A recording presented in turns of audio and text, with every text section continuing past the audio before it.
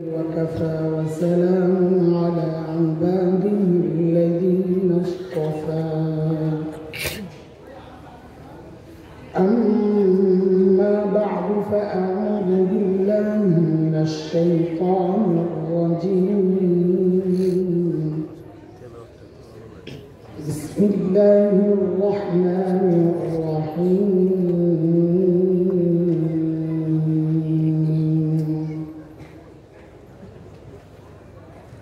لقد كان لكم في رسول الله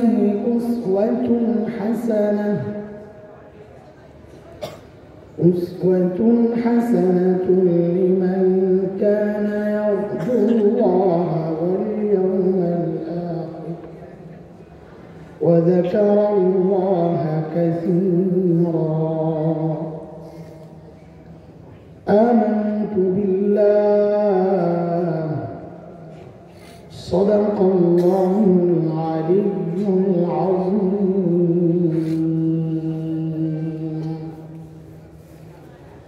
Jamia Husainia Arabia Hajiganj মাদ্রাসা কর্তৃক আয়োজিত আজকের ইসলাহি মাহফিলের মুহতারাম সভাপতি, অতিথিবৃন্দ, হযরত উলামায়ে কেরাম, মুরব্বিয়ান নিজাম, দূর দূরান্ত থেকে আগত ইসলাম প্রিয় সুধী সমাজ, প্রিয় ছাত্র ভাইয়েরা, যুবক বন্ধুরা, পর্দার আড়ালের মা ও বোন, আল্লাহ সুবহানাহু ওয়া তাআলার অশেষ মেহেরবানি যে মহান মালিক লাখো কোটি মানুষ থেকে বাছাই করে দ্বীনি এই মজলিসে আমাকে আপনাকে আসার বসা, কিছু কথা বলা ও শোনার তৌফিক দান করেছেন।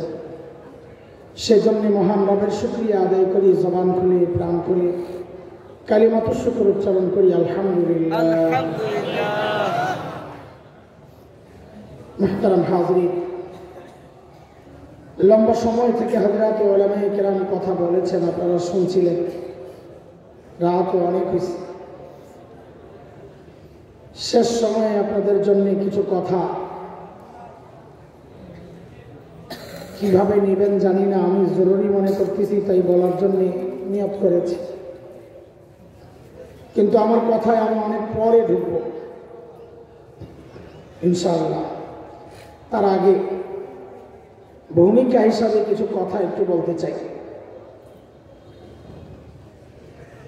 আল্লাহ সুবহানাহু ওয়া তাআলা আমাদের উপর যত দয়া করছেন, সমস্ত দয়ার মধ্যে অন্যতম শ্রেষ্ঠ দয়া হচ্ছে শ্রেষ্ঠ নবী মুহাম্মদুর রাসূলুল্লাহ সাল্লাল্লাহু আলাইহি ওয়াসাল্লামকে আমাদের নবী হিসাবে আল্লাহ পাঠিয়েছেন।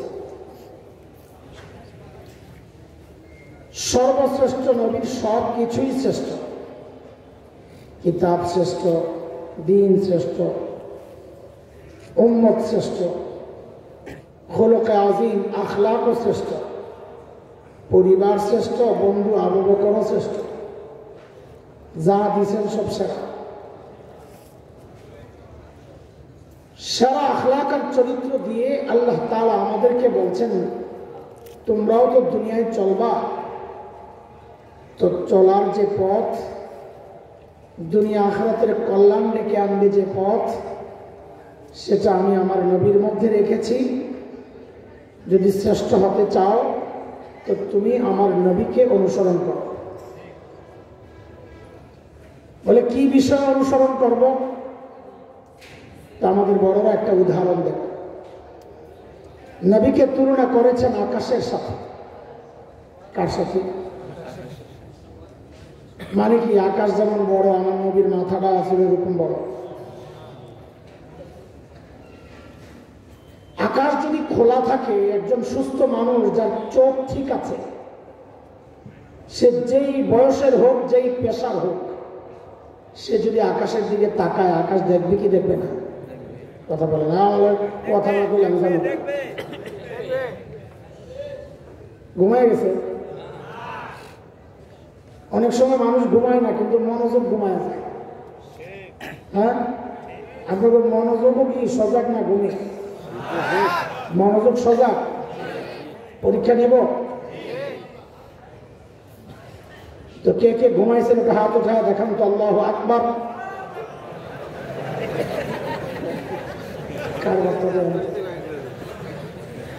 প্রশ্নপত্র ফাঁস করার পরেও যদি মানুষ ফেল করে তো এরে পাস করানোর রাস্তা কি? প্রশ্নপত্র ফাঁস করলাম না একটু, না মনোযোগ সজাগ থাকা লাগবে, ঠিক আছে ইনশাআল্লাহ। আকাশের মতোই কথার মানে কি? বলে একজন চোখওয়ালা সুস্থ মানুষ খোলা আকাশের দিকে তাকালে যেমন আকাশটা দেখতে পায়, ঠিক আমার নবীকে যে যে জায়গা থেকে অনুসরণ করতে চায় সে চলার জন্য সর্বশ্রেষ্ঠ রাস্তাটা পেয়ে যায়। এখনো বুঝেন নাই? একটা ছোট্ট শিশু যদি চিন্তা করে আমি মানব ইতিহাসে সর্বশ্রেষ্ঠ শিশু হতে চাই, ফলে তোমার জন্য রাস্তা একটাই, শিশু মোহাম্মদ রাসূলুল্লাহর দিকে তাকাও। একটা কিশোর যদি চিন্তা করে মানব ইতিহাসের সর্বশ্রেষ্ঠ কিশোর হতে চাই, বলে রাস্তা একটাই, কিশোর মোহাম্মদ রাসূলুল্লাহর দিকে তাকাও। একটা যুবক যদি চিন্তা করে মানব ইতিহাসের সর্বশ্রেষ্ঠ যুবক হতে চাই, তুমিও যুবক মোহাম্মদ রাসূলুল্লাহর দিকে তাকাও। কোন বাবা যদি চিন্তা করেন শ্রেষ্ঠ বাবা হতে চাই, বলে বাবা মোহাম্মদ রাসূলুল্লাহকে অনুসরণ করো। দাদার নানা যদি চিন্তা করেন শ্রেষ্ঠ দাদার নানা হতে চাই, বলে নানা মোহাম্মদ রাসূলুল্লাহকে অনুসরণ করো। বলে আমি শ্বশুর হতে চাই, তো বলে শ্বশুর মোহাম্মদ রাসূলুল্লাহকে অনুসরণ করো। বলে শ্রেষ্ঠ ইমাম হতে চাই, তো ইমাম মোহাম্মদ রাসূলুল্লাহকে অনুসরণ করো। বলে শ্রেষ্ঠ ওয়াইজ হতে চাই, বলে ওয়াইজ মোহাম্মদ রাসূলুল্লাহকে অনুসরণ করো। বলে শ্রেষ্ঠ সমাজ সেবক হতে চাই, বলে হিলফুল ফুজুলের প্রতিষ্ঠাতা সমাজ সেবক মোহাম্মদ রাসূলুল্লাহকে অনুসরণ করো। বলে শ্রেষ্ঠ সেনাপতি হতে চাই, বলে সেনাপতি মোহাম্মদ রাসূলুল্লাহকে অনুসরণ করো।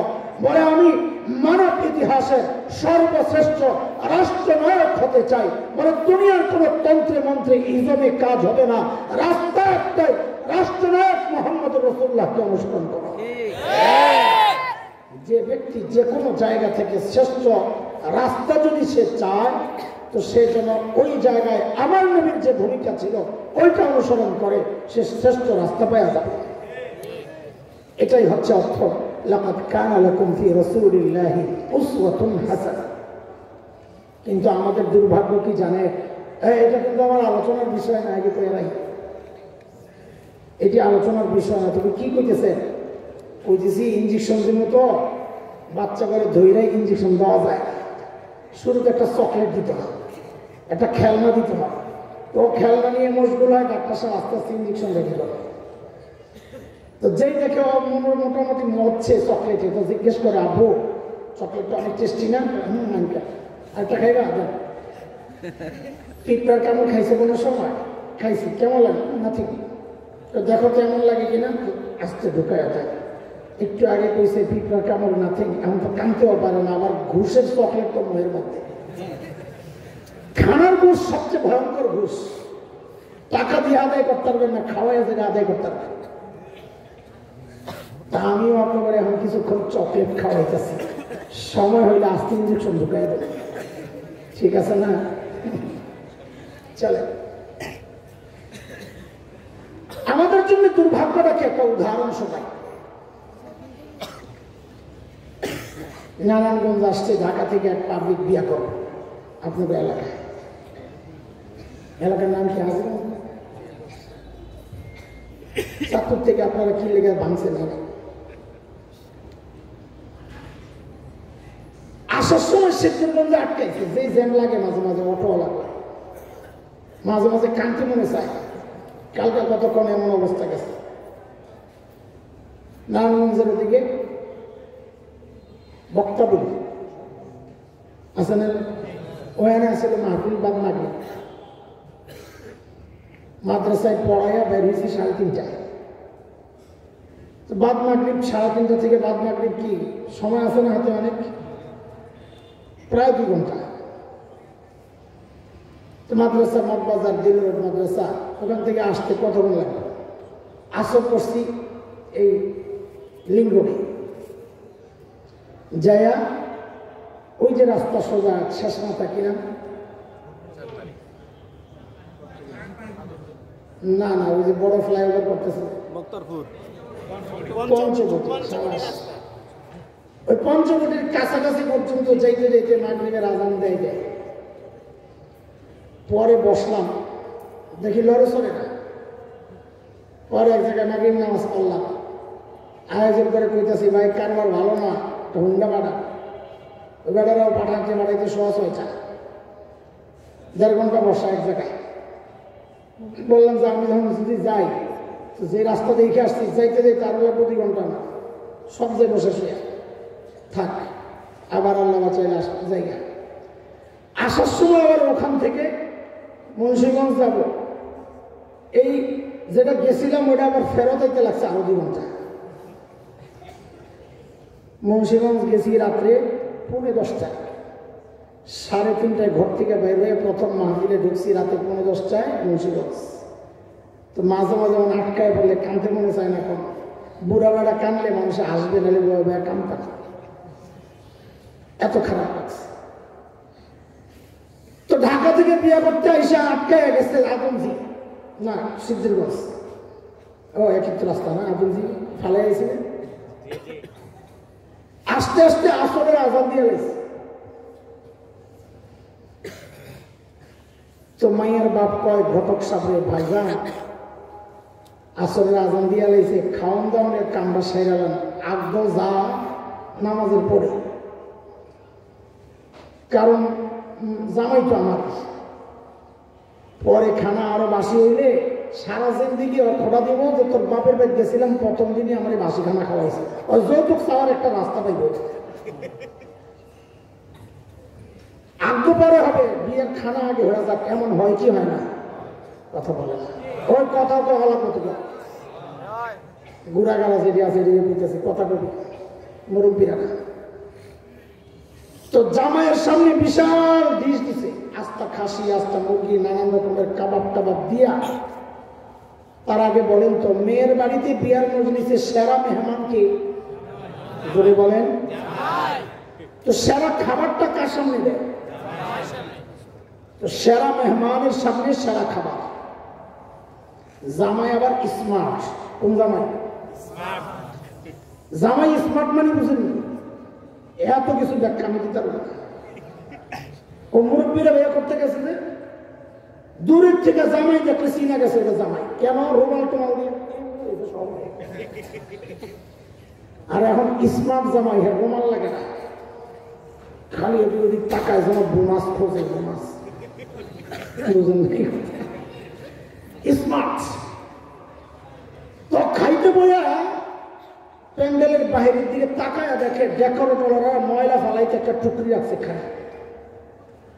স্মার্ট জামাই গর্বের সাথে লাভ দিয়ে উঠে গেছে, ও আজকের সেরা মেহমান, তার সামনে ছিল সেরা, কথা পাই, সেরা মেহমানের সামনে সেরা আয়োজন। ওরই আর ভালো লাগে না, দৌড়ে গেছে ওখানে। ওখানে কি ডেকোরেটররা বাচ্চারা ওই যে উচ্ছিষ্ট পোলাও, নাকের ফেসা লাগানো 18 পোলাও গুলা নিয়ে ফেলাই গেছে, লেবু চিপ্পা রসটা খাইয়া ছিলকা নিয়ে ফেলাইছে, মুরগির রানটাই না খাইয়া গোস্ত হাড্ডি নিয়ে ফেলাইছে। স্মার্ট জামাই সাহেব ওখানে যাইয়া আসন দিয়া বসে, ওইখান থেকে হাড্ডি একটা লইছে, পোলাও দুটা মুখে দেয়, হাড্ডির গোস্ত নাই কামড় দেয়, আর লেবুর ছিলকায় রস নাই কামড় দেয় ছিলকায়। শাশুড়ি জামাইয়ের জন্য একটা স্পেশাল পায়েস রান্না করছে। শ্বশুর বলে এটা আমি নিজ হাতে পরিবেশন করতে চাই। তো শাশুড়িকে করেন, কিন্তু আমি যে রাঁধছি কুয়ে ব্যালেন্স। শ্বশুর হাওয়া করে কামাই তো আমার, তো লয়ে গেছে। হায় প্যান্ডেলে যাবে, জামাইয়ের আসনে জামাই নাই, জামাই গেল খুঁজতে খুঁজতে দেখে যে জামাই প্যান্ডেলের বাইরে ওই ময়লার টুকরির সামনে। শ্বশুর দাঁড়ায় দাঁড়ায় কয় কি, উত্তর আসনে জামাই কেন? জামাইয়ের আসন খালি কেন? পোলাপান আমার সাথে বল, এটা কোরআন শরীফের আয়াতের তর্জমা, আমি আয়াত পরে লাগাবো, আগে কাহিনী বুঝি। বল আমার সাথে, কুত্তার আসনে জামাইয়ের আসন, বলো না কুত্তার আসনে, কুত্তার আসন বুঝছেন তো? এই হাড্ডি গুড্ডি আর এই ময়লা খাওয়ার কথা কার? ওই আসনটা কার? কোন আসনটা কার? এখন বইছে কেডা? শ্বশুর কয় কুত্তার আসনে জামাই কেন? জামাইয়ের আসন খালি কেন? ঘটককে ডাক দিয়েছে, মিয়া ভাই এদিকে আয়। আপনি না কইলেন স্মার্ট জামাই, হ্যাঁ ভেরি স্মার্ট, তোর ভেরি শুনাইতেছে। এটা স্মার্ট না পাগল? আচ্ছা আপনারা কোন, ও স্মার্ট না পাগল? কেন? সেরা মেহমানের সামনে সেরা আয়োজক, ও এডি ফালাইয়া গেছে ময়লা খাইতে, ও স্মার্ট না পাগল? বুঝা পেয়েছেন নি? আবার কোন তো দিই জোরে কর, আরো জোরে, চিল্লায়া, দলে দলে, মিলে মিলে, একসাথে। আমি তো মনে করছি না বুঝা পেতেছে, এতবার কেন না বুঝা কয়? তাহলে তো এই মজলিস বহু পাগল আছে, হ্যাঁ বলে তো স্লোগান কেমনি দিলে বুঝলাম না। বলে মানে কি? মানে বুঝো নাই? আল্লাহ তোমাকে বানাইছেন খায়রুল উম্মাহ, এই দুনিয়ার তুমি সেরা মেহমান।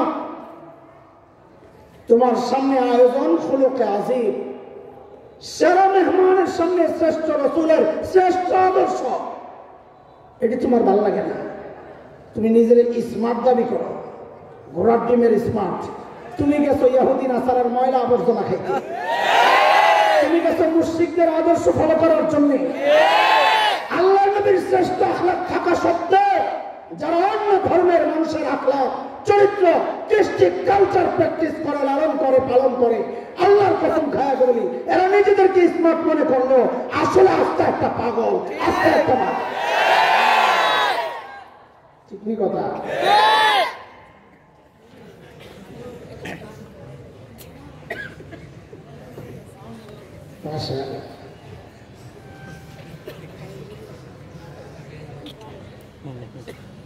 এটা আমাদের জন্য বড় দুর্ভাগ্য।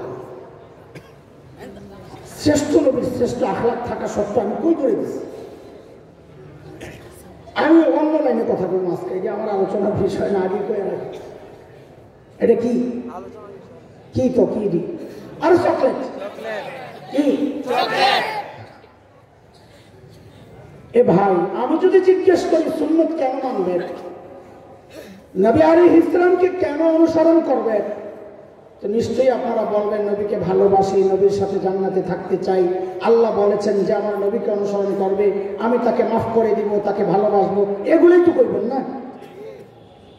ঠিকই আছে, আসল কারণ তো এটাই।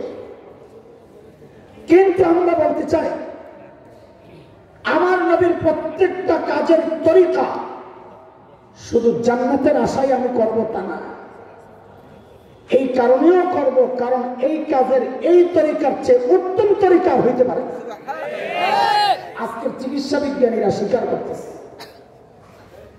নবীর সব সুন্নাত দিয়ে তার আমি বুঝাইতে পারব না, সময় কম। যে তিনটার সাথে আমরা বেশি থাকি, চলা, খাওয়া, শোয়া, এই তিনটা বাদ দিলে 24 ঘন্টা থাকে কয় ঘন্টা? চলা, খাওয়া, ঘুমা।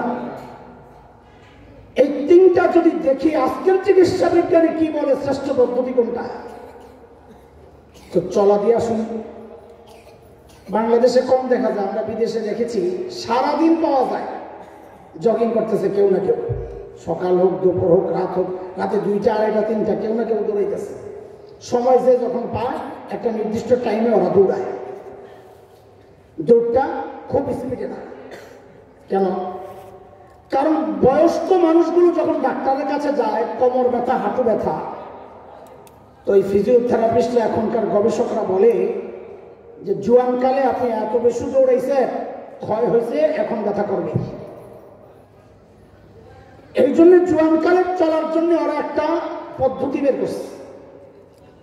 খুব ধীরেও চলা যাবে না, তাইলে চর্বি গলবে না, লাড়াচাড়া না পড়লে তো শরীরে চর্বি গলবে না। খুব স্পিডে দৌড়ানো যাবে না, তাহলে ক্ষয় হয়ে যাবে। মাঝামাঝি একটা, ওর নাম দিয়েছে ডিক্স ওয়াক। মাঝামাঝি দৌড়ো না, আস্তে আস্তে হাঁটাও না। তোমরা এখন গবেষণা করে বাইরে করছো চলার জন্য এটা উত্তম পদ্ধতি। আর আমরা হাদিসে পড়ছি 1400 বছর আগের কথা, আমার নবী আলাইহিস সালাম যখন চলতেন ধীরে ধীরে, হাঁটাও না, দৌড়ানিও না, যেন উপর থেকে নবী নিচের দিকে নামতেছেন। সাহাবায়ে কেরাম বলতেন আমরা হাইটা নবীর সাথে পারতাম না, খুব স্লো চলতেন না, দৌড়ে চলতেন না। তোমরা গবেষণা করে যেটা বের করেছ, আমার নবীর সারা জিন্দেগীর চলার সিস্টেমই আছিল। এই জন্য বলি, কোন কাজ দেখাইবা, যেটাই আমার নবীর তরিকা, ওই কাজের জন্য চিকিৎসা বিজ্ঞানীদের মতে এটাই শ্রেষ্ঠ তরিকা। আপনি ঘুমাইতে যাবে, 4টা পদ্ধতি হইতে পারে ঘুমের। চিত হইয়া, উপর হইয়া, ডান কাপ, বাম কাপ, এই তো নাকি না আর কোনো পদ্ধতি আছে? এখন তো বলেন ছ্যাং উপরের দিকে ওটা আসো, এটা একটা পদ্ধতি, এটা কোনো নিয়মিত পদ্ধতি না। এই 4টার মধ্যে কোনটা শুইবেন? বলে চিত হইয়া শোয়া। এখন ফিজিওথেরাপিস্টরা বলে কুদরতের ফয়সালা এটা। আমার পেছনে যে মেরুদণ্ড আছে, এটাকে আল্লাহ বানাইছেন দাঁড়া থাকা অবস্থায় শরীরের ভারটা নেওয়ার জন্য।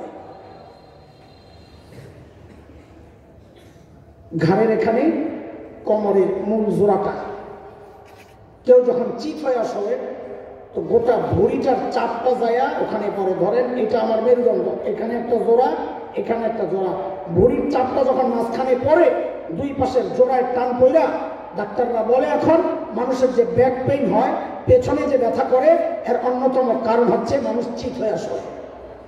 কাজে 4 তরিকার 1 তরিকা বাদ। চিকিৎসা বিজ্ঞানীদের কথা, তার উপর হয়ে আসে সর্বনাশ, এটা আরো বড় মুশকিল। কেন? ওই যে বুড়িগুলো আছে, আল্লাহ একটা সেটিং এ রাখছেন, উপর হইলে পেসপুস লাগে মানুষ মারা যাইতে পারে, এটা আরো বেশি ভয়ঙ্কর। এটাও বাদ, তার রইল কটা ডাইনার, বলে বাম কাঁধে শুই কেন? কেন করে স্বাস্থ্যসম্মত না। বলে কেন? বলে মানুষ যখন ঘুমায়া যায় তার হার্ট পাম্পিং করা এমনি কমায়া দেয়, স্লো হয়ে যায়। কিন্তু যখন বাম কাঁধে শোয়, হার্টটা তো বাম পাশে, অন্যান্য অঙ্গগুলো সব যায় হার্টের উপর চাপ দেয়, তখন হার্টটা চাপে পড়ার কারণে তার পাম্পিং শক্তিটা আরো কমে যায়, রক্ত চলাচল কমে যায়, মানুষ দুর্ঘটনায় পড়তে পারে ঘুমের মধ্যে। তো এইভাবে শুধু পারবো না, ওইভাবে শুতে পারবো, এইভাবে শুতে পারবো, কোনটা সময়? আমার নবী 1400 বছর আগে যেমনি শুয়েছেন ওইমনি শুইবা। ডাক্তার কয় ডান কাঁধে শোয়া, এটা হচ্ছে শোয়ার জন্য সবচাইতে স্বাস্থ্যকর পদ্ধতি। আর রয়েছে কোনটা? খাওয়াটা না। খাওয়া কি কোনো কয়? আমি ডাক্তারের কাছে গেলে ডাক্তাররা কয় আপনি তো সব ঠিক আছে ভাই, বড় বড় ডাক্তাররা নামাজ পড়ে, আমাদের সব বড় বড় পরীক্ষার পপুলার আছে, ল্যাবের আছে, আরো কত কি আছে, সব মেডিনোলা, সব কমপ্লেন এক্সাইজ ল্যাবের। তো মাঝে মাঝে এমনি রুটিন পরীক্ষা খালি আর আহেনচু পরীক্ষা করা যায়, তো দেখে যে রক্ত ঠিক আছে আলহামদুলিল্লাহ, আমার ডায়াবেটিসও নাই, হাই প্রেশারও নাই, সব ঠিক আছে। খালি কয় ভাই 1 টাকা কি? বলে ওজন কমা, আর কিছু লাগবে না, আপনার সব ঠিক আছে আলহামদুলিল্লাহ। তো ওজন তো আমি কমানো মুশকিল, তো এটা আমেরিকার ডাক্তাররাও জানে, এরা তো বারবার বেশি বেশি রোগী দেখে, তো ওরা একটা লিফলেট বের করছে, 5টা পরামর্শ দিচ্ছে ওজন কমাইতে। 4টা হইল নিয়মিত পদ্ধতি, কেউ যদি 4টার একটা না পারে তো 5ম হইল লাস্ট অপশন। প্রথম 4 পদ্ধতি কি? কেউ যদি ওজন কমাইতে চায় সে নিয়মিত ব্যায়াম করবে, হাঁটাচলা করবে, দৌড়াবে। 1, 2 জিমে যাবে, ভারী জিনিস ওঠাবে নামাবে, ঘাম ঝাড়াইতে হবে। 3 খানা নিয়ন্ত্রণ করবে। 4 কিছু মেডিসিন ব্যবহার করেও ওজন কমাইতে পারে। এই 4টার একটাও যদি কেউ না পারে তখন আমার দ্বারা সম্ভব না। ব্যায়াম করবো, ঘুমানোর সময় নেই, জিমে যাবো, মাথা খারাপ। খানা নিয়ন্ত্রণ, সুমান এক জায়গায় খাইয়েছি, সুলতান ভাই কি ছাড়বো না, খাইয়া যাইতে দিব। পাবলিক কি কয় কর যদি মুরগিটা আমার পাশে আমাদের লেগে কনের না খেয়ে কেমনি আই কোন তো এই লাউডা হুজুর আমাকে আসেন রাইখা দিছি আপনারা খাওয়া না খাইয়া কেমনি আই কোন এমনি খাওয়াই আল্লাহ বান্দার আমরা এই মোটা বানাইছি। তা আমার দ্বারা খাওয়া নিয়ন্ত্রণ করা বড় মুশকিল। মানুষ সব করে খাওয়ায়, মজা পায়, না খাইলে কষ্ট পায়, বহুত কষ্ট পায়। তা আমার জন্য রাস্তা একটাই, 5ম অপশন। বলে সেটা কি? তো ডাক্তাররা পরামর্শ দিয়েছে উপরের 4 অপশন যাদের দ্বারা সম্ভব না, এরা যেন এই 5ম অপশনটা গ্রহণ করে। সেটা কি? যে খাওয়ার মধ্যে 2টা জিনিস খেয়াল রাখবে। 1 নম্বর হচ্ছে যখন খাবে ভালো করে চাবায়া চাবায়া খাবে। 2 নাম্বার একটু সময় নিয়ে খাবে। কয় জিনিস পাইলাম? চাবায়া চাবায়া খাবে আর সময়। সময় কতক্ষণ? 16, 17 বা 18 মিনিট। কেন? কেন আগে শোনেন, তারপর একটা চাবায়া কেন খাবে? আল্লাহ তাআলা ক্রাশ ইউনিট বলে, গুঁড়া করার জায়গা হলো মুখ। দাঁত আল্লাহ দিয়েছেন কই? মুখে না পাকস্থলীতে। কথা বলে, আরে দাঁত কোন জায়গায়? মুখে না পাকস্থলীতে? আমাদের সমস্যা কি? এত দ্রুত খাই, বিশেষ করে দাওয়াতে গেলে যদি মনে হয় যে গোস্তের এটা যেতে পারে, লোয়া তাড়াতাড়ি মুখে দিয়ে এই গালে একটা সবাই না পারলে পানি দিয়ে দিলেন। কথা বলেন না? গুঁড়া না করে যে সাপ্লাই করলাম, এখন পাকস্থলীর কাজ। আল্লাহ পাকস্থলীরে ক্রাশ করার জন্য, গুঁড়া করার জন্য বানান নাই। পাকস্থলীরে আল্লাহ বানাইছেন হজম করার জন্য। বেচারা করবে কি?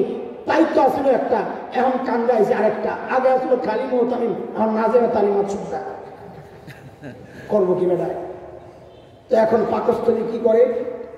গুঁড়া করার মধ্যে লেগে যায়। গুঁড়া করে যেই হজমের দিকে যাবে, দেখে যে পোটলা আরেকটা নামতেছে। তো হজম করা ছাড়াই সাপ্লাই দিয়ে দেয়। তখন এই খাবারটা স্বাস্থ্যকর হয় না, শরীরের জন্য ক্ষতিকর হয়। এই জন্য ডাক্তাররা বলে ভালো করে চাবায়া চাবায়া খাবে। 1, 2 ধীরে ধীরে খাবে, সময় নিয়ে 18-20 মিনিট পর্যন্ত। কেন? কারণ মানুষের শরীরের খাবারের চাহিদা মিটে কখন?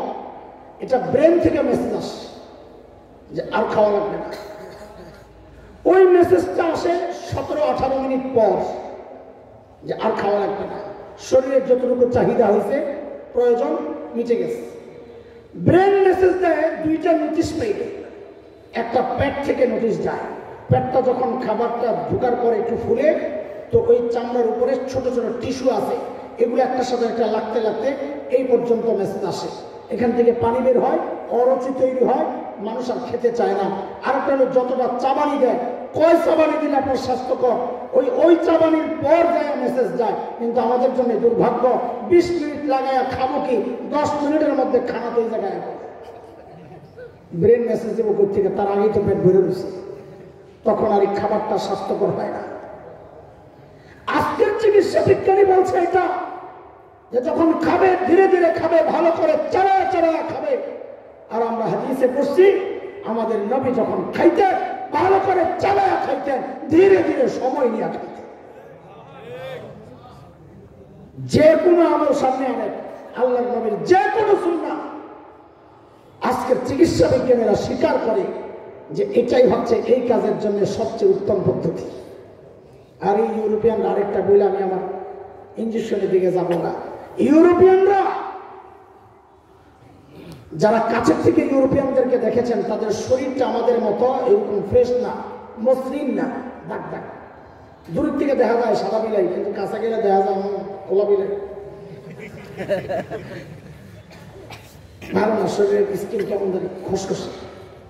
ওরা অনেক চিন্তা করেছে আমাদের স্কিনের এই অবস্থাকে। ক্যান্সারের জাম পেয়েছে টিস্যুর মধ্যে, চামড়ার উপরের অংশে টিস্যু দেয় ছোট ছোট। কারণ কি? অনেক কারণের মধ্যে আর কারণ বের করছে একটা, সেটা হচ্ছে সানবাথ। ওই সমুদ্রের পাড়ে যায় রোদের মধ্যে শুয়ে থাকে, রোদ লাগায়, এরপরে সমুদ্রের পানিতে যায় গোসল করার জন্যে। এরা গবেষণা করে বের করেছে, সমুদ্রের সূর্যের তাপটা সরাসরি শরীরের মধ্যে লাগে, যে কিরণটা আছে স্কিনের টিস্যুগুলো নষ্ট হয়ে যায়, ক্যান্সারের জাম তৈরি হয়, অ্যালার্জি হয়, এই মসৃণতা দূর হয়ে যায়। তো ওরা এই জন্য এখন সমুদ্রের পাড়ে লাইন করে ছাতা লাগাইছে। ছাতা দেখবেন, ছাতা লাগাইছে কেন? সরাসরি সূর্যের তাপটা যেন না পড়ে, সানব্লক লাগায়, ক্রিম লাগায়, যেন সরাসরি সূর্যের তাপটা না লাগে শরীরের মধ্যে। তারপরে দেখে ভালো হয় না। এমন কি সমস্যা? পরে বের করছে, হায় রে, কাহিনী তো আরেক জায়গায়। ওই সমুদ্রের পানিটা গরম হয় সূর্যের তাপে, সূর্যের তাপে যে পানি গরম হয়, ওই পানি দিয়ে গোসল করার কারণে আমাদের স্কিনের সমস্যা। এটা এখন গবেষণা করে বের করছে। আর আমার নবী 1400 বছর বছর আগে জানায় রাখছেন রোদের পানি যেটা গরম হয়, রোদের পানি সূর্যের তাপে যেই পানি গরম হয় ওই পানি দিয়ে নবী ওযু করতে নিষেধ করেছেন। শ্বেত রোগ হবে, শ্বেত রোগ, এটা এখনো না গবেষণা করে দেয়। কোনটা বলবেন? যাই বলে 1400 বছর আগে আমার নবী যা বলে গেছে, যা করে গেছে, এটাই হচ্ছে সবচেয়ে বিজ্ঞানসম্মত, যৌক্তিক, স্বাস্থ্যকর, ওই কাজের সবচেয়ে উত্তম পদ্ধতি। তারপরও তুমি মানবা না।